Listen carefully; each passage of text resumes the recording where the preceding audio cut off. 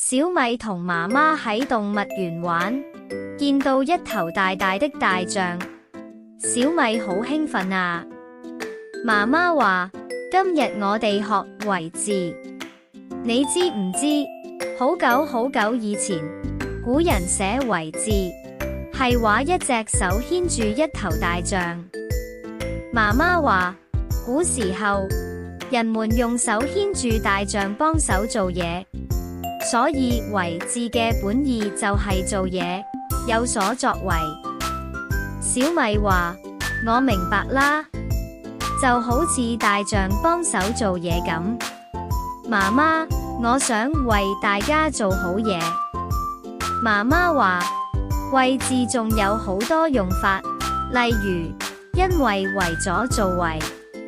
小米，你試下用因為做個句。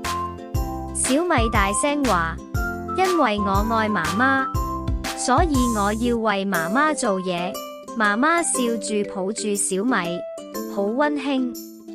小米同媽媽一齊話：記住啦，一隻手牽住大象幹活，就係為，因為為咗有所作為。